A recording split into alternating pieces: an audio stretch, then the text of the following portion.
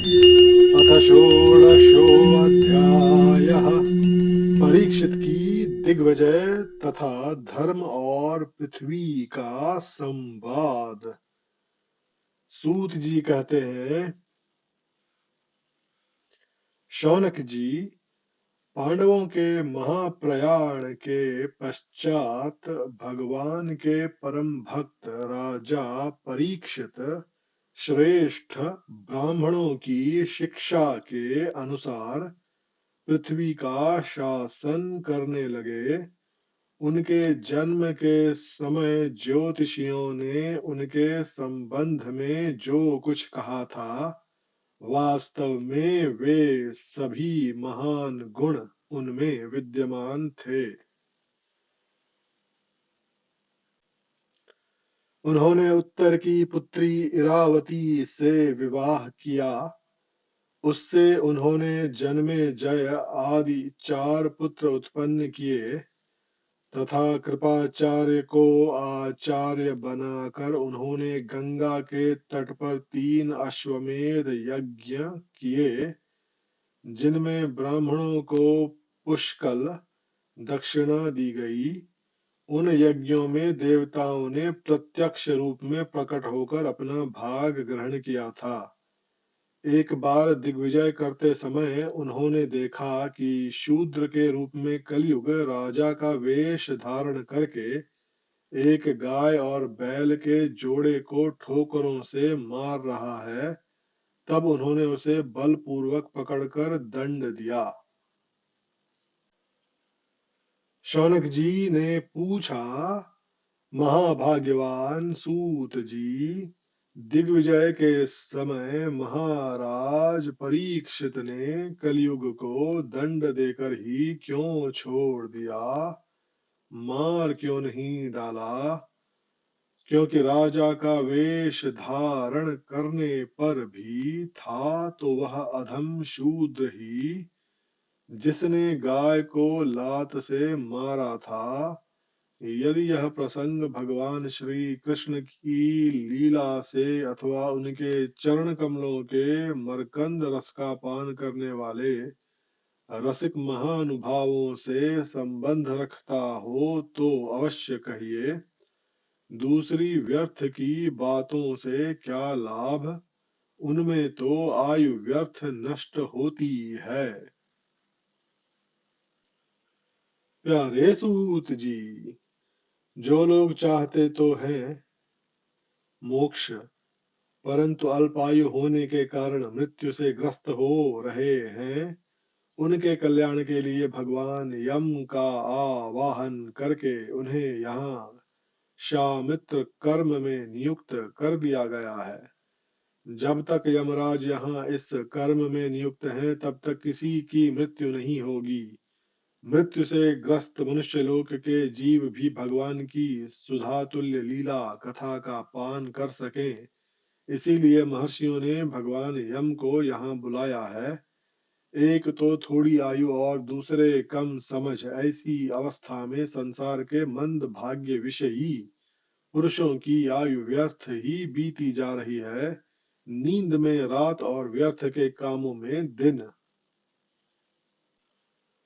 सूत जी ने कहा, जिस समय राजा परीक्षित कुरु जांगल देश में सम्राट के रूप में निवास कर रहे थे, उस समय उन्होंने सुना कि मेरी सेना द्वारा सुरक्षित साम्राज्य में कलयुग का प्रवेश हो गया है।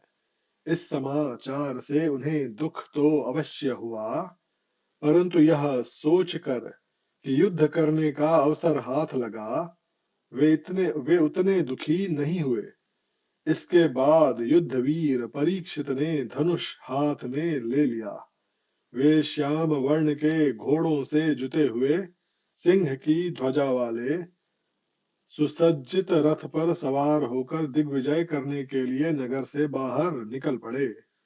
उस समय रथ, हाथी, घोड़े और पैदल सेना उनके साथ साथ चल रही थी। उन्होंने भद्राश्व, केतुमाल, भारत, उत्तर कुरु और किम पुरुष आदि सभी वर्षों को जीत कर वहां के राजाओं से भेंट ली। उन्हें उन देशों में सर्वत्र अपने पूर्वज महात्माओं का सुयश सुनने को मिला। उस यशोगान से पद पद पर भगवान श्री कृष्ण की महिमा प्रकट होती थी। इसके साथ ही उन्हें यह भी सुनने को मिलता था कि भगवान श्री कृष्ण ने अश्वत्थामा के ब्रह्मास्त्र की ज्वाला से किस प्रकार उनकी रक्षा की थी। यदुवंशी और पांडवों में परस्पर कितना प्रेम था तथा पांडवों की भगवान श्री कृष्ण में कितनी भक्ति थी।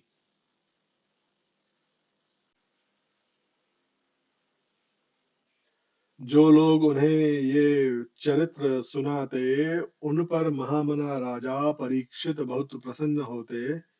उनके नेत्र प्रेम से खिल उठते। वे बड़ी उदारता से उन्हें बहुमूल्य वस्त्र और मणियों के हार उपहार रूप में देते। वे सुनते कि भगवान श्री कृष्ण ने प्रेम परवश होकर पांडवों के सारथी का काम किया, उनके सभासद बने, यहाँ तक कि उनके मन के अनुसार काम करके उनकी सेवा भी की। उनके सखा तो थे ही, दूत भी बने। वे रात को शस्त्र ग्रहण करके वीरासन से बैठ जाते और शिविर का पहरा देते। उनके पीछे पीछे चलते, स्तुति करते तथा प्रणाम करते। इतना ही नहीं, अपने प्रेमी पांडवों के चरणों में उन्होंने सारे जगत को झुका दिया। तब परीक्षित की भक्ति भगवान श्री कृष्ण के चरण कमलों में और भी बढ़ जाती। इस प्रकार वे दिन दिन पांडवों के आचरण का अनुसरण करते हुए दिग्विजय कर रहे थे। उन्हीं दिनों उनके शिविर से थोड़ी ही दूर पर एक आश्चर्यजनक घटना घटी। वह मैं आपको सुनाता हूँ। धर्म बैल का रूप धारण करके एक पैर से घूम रहा था। एक स्थान पर उसे गाय के रूप में पृथ्वी मिली। पुत्र की मृत्यु से दुखिनी माता के समान उसके नेत्रों से आंसुओं के झरने झर रहे थे। उसका शरीर श्रीहीन हो गया था। धर्म पृथ्वी से पूछने लगा। धर्म ने कहा, कल्याणी, कुशल से तो हो ना। तुम्हारा मुख कुछ कुछ मलिन हो रहा है, तुम श्रीहीन हो रही हो। मालूम होता है तुम्हारे हृदय में कुछ न कुछ दुख अवश्य है। क्या तुम्हारा कोई संबंधी दूर देश में चला गया है, जिसके लिए तुम इतनी चिंता कर रही हो? कहीं तुम मेरी तो चिंता नहीं कर रही हो कि अब इसके 3 पैर टूट गए, एक ही पैर रह गया है? संभव है तुम अपने लिए शोक कर रही हो कि अब शूद्र तुम्हारे ऊपर शासन करेंगे। तुम्हें इन देवताओं के लिए भी खेद हो सकता है, जिन्हें अब यज्ञों में आहुति नहीं दी जाती, अथवा उस प्रजा के लिए भी जो वर्षा न होने के कारण अकाल एवं दुर्भिक्ष से पीड़ित हो रही है। देवी, क्या तुम राक्षस सरीखे मनुष्यों के द्वारा सताई हुई अरक्षित स्त्रियों एवं आर्त बालकों के लिए शोक कर रही हो? संभव है विद्या अब कुकर्मी ब्राह्मणों के चंगुल में पड़ गई है और ब्राह्मण विप्रद्रोही राजाओं की सेवा करने लगे हैं, और इसी का तुम्हें दुख हो। आज के नाम मात्र के राजा तो 16 आने कलयुगी हो गए हैं। उन्होंने बड़े बड़े देशों को भी उजाड़ डाला है। क्या तुम उन राजाओं या देशों के लिए शोक कर रही हो? आज की जनता खान पान वस्त्र स्नान और स्त्री सहवास आदि में शास्त्रीय नियमों का पालन न करके स्वेच्छाचार कर रही है। क्या इसके लिए तुम दुखी हो? माँ पृथ्वी, अब समझ में आया, हो न हो तुम्हें भगवान श्री कृष्ण की याद आ रही होगी, क्योंकि उन्होंने तुम्हारा भार उतारने के लिए ही अवतार लिया था और ऐसी लीलाएं की थीं जो मोक्ष का भी अवलंबन है। अब उनकी ये लीला संवरण कर लेने पर उनके परित्याग से तुम दुखी हो रही हो। देवी, तुम तो धन रत्नों की खान हो। तुम अपने क्लेश का कारण जिससे तुम इतनी दुर्बल हो गई हो मुझे बतलाओ। मालूम होता है बड़े बड़े बलवानों को भी हरा देने वाले काल ने देवताओं के द्वारा वंदनीय तुम्हारे सौभाग्य को छीन लिया है। पृथ्वी ने कहा, धर्म, तुम मुझसे जो कुछ पूछ रहे हो वह सब स्वयं जानते हो।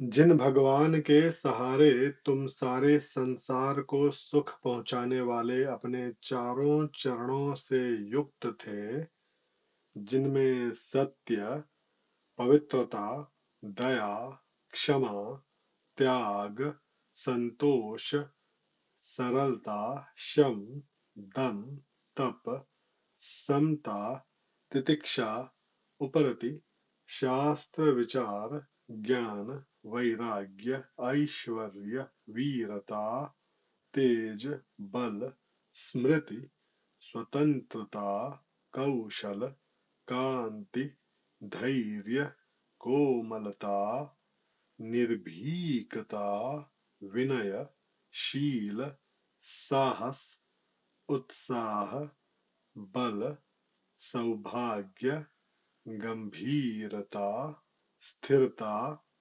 आस्तिकता, कीर्ति, गौरव और निरहंकारता, ये 39 अप्राकृत गुण तथा महत्वाकांक्षी पुरुषों के द्वारा वांछनीय शरणागत वत्सलता आदि और भी बहुत से महान गुण उनकी सेवा करने के लिए नित्य निरंतर निवास करते हैं, एक क्षण के लिए भी उनसे अलग नहीं होते। उन्हीं समस्त गुणों के आश्रय सौंदर्य धाम भगवान श्री कृष्ण ने इस समय इस लोक से अपनी लीला संवरण कर ली और यह संसार पापमय कलयुग की कुदृष्टि का शिकार हो गया।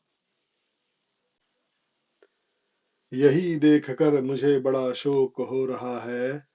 अपने लिए देवताओं में श्रेष्ठ तुम्हारे लिए देवता, पितर, ऋषि, साधु और समस्त वर्णों तथा आश्रमों के मनुष्यों के लिए मैं शोकग्रस्त हो रही हूँ। जिनका कृपा कटाक्ष प्राप्त करने के लिए ब्रह्मा आदि देवता भगवान के शरणागत होकर बहुत दिनों तक तपस्या करते रहे, वही लक्ष्मी जी अपने निवास स्थान कमल वन का परित्याग करके बड़े प्रेम से जिनके चरण कमलों की सुभग छत्र छाया का सेवन करती हैं, उन्हीं भगवान के कमल, वज्र, अंकुश, ध्वजा आदि चिन्हों से युक्त श्री चरणों से विभूषित होने के कारण मुझे महान वैभव प्राप्त हुआ था और मेरी तीनों लोकों से बढ़कर शोभा हुई थी। परंतु मेरे सौभाग्य का अब अंत हो गया। भगवान ने मुझ अभागिनी को छोड़ दिया। मालूम होता है मुझे अपने सौभाग्य पर गर्व हो गया था, इसीलिए उन्होंने मुझे यह दंड दिया है। तुम अपने तीन चरणों के कम हो जाने से मन ही मन कुढ़ रहे थे, अतः अपने पुरुषार्थ से तुम्हें अपने ही अंदर पुनः सब अंगों से पूर्ण एवं स्वस्थ कर देने के लिए वे अत्यंत रमणीय श्याम सुंदर विग्रह से यदुवंश में प्रकट हुए, और मेरे बड़े भारी भार को, जो असुरवंशी राजाओं की सैकड़ों अक्षौहिणियों के रूप में था, नष्ट कर डाला, क्योंकि वे परम स्वतंत्र थे, जिन्होंने अपनी प्रेम भरी चितवन मनोहर मुस्कान और मीठी मीठी बातों से सत्यभामा आदि मधुमयी मानिनियों के मान के साथ धीरज को भी छीन लिया था, और जिनके चरण कमलों के स्पर्श से मैं निरंतर आनंद से पुलकित रहती थी, उन पुरुषोत्तम भगवान श्री कृष्ण का विरह भला कौन सह सकती है। धर्म और पृथ्वी इस प्रकार आपस में बातचीत कर ही रहे थे कि उसी समय राजर्षि परीक्षित पूर्व वाहिनी सरस्वती के तट पर आ पहुंचे। इति श्रीमद्भागवते महापुराणे पारमहंस्यां संहितायां प्रथमस्कन्धे पृथ्वीधर्मसंवादो नाम षोडशोऽध्यायः।